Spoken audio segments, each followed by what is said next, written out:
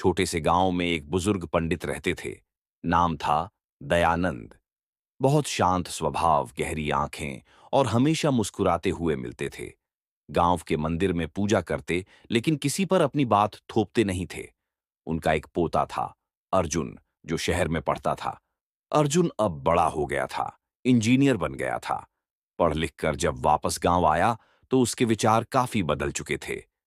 एक दिन अर्जुन ने अपने दादाजी से पूछा, दादाजी, आप रोज मंदिर जाते हैं, पूजा करते हैं, लेकिन आजकल तो विज्ञान ने सब कुछ समझा दिया है। ईश्वर जैसी कोई चीज नहीं होती। क्या आपने कभी देखा है ईश्वर को? पंडित जी मुस्कुराए और बोले, नहीं बेटा, मैंने कभी ईश्वर को देखा नहीं, लेकिन महसूस किया है, बहुत बार। अर्जुन हंस पड़ा। महसूस? जैसे?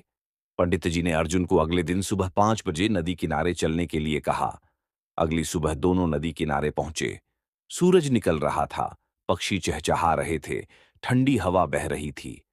पंडित जी बोले, देख बेटा, सूरज अपने समय पर निकलता है, चिड़ियाओं बिना घड़ी के सुबह गा उठती हैं, ये पेड़ बिना कुछ मांगे छाया देते हैं, और ये नदी बिना भेदभाव के सबको पानी देती है। ये सब कोई चला रहा है।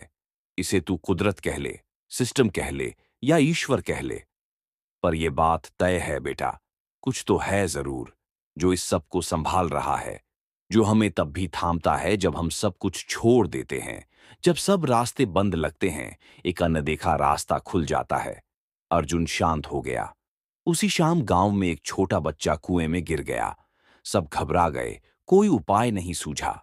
अर्जुन ने बिना सोचे समझे रस्सी ली और खुद कुएं में उतर गया। बच्चा बच गया। लोग अर्जुन को भगवान का रूप कहने लगे। अर्जुन मुस्कुराया और पहली बार अपने दादाजी की बात सच मान गया। दादाजी, शायद ईश्वर मैं भी हूं, जब मैं किसी के काम आता हूं। और शायद वो बच्चा भी था जिसने मुझे इंसानियत का मतलब सिखा दिया। पंडित जी ने सिर पर हाथ रखा और बोले, अब तू समझ गया बेटा, ईश्वर क्या है ये शायद कोई नहीं जानता, लेकिन जब तू किसी के लिए बिना स्वार्थ कुछ करता है तो ईश्वर वहीं होता है। तो समझ में आई बात? ईश्वर क्या है पता नहीं, पर कुछ है जरूर, जो हमें जोड़ता है, थामता है और जीने का हौसला देता है।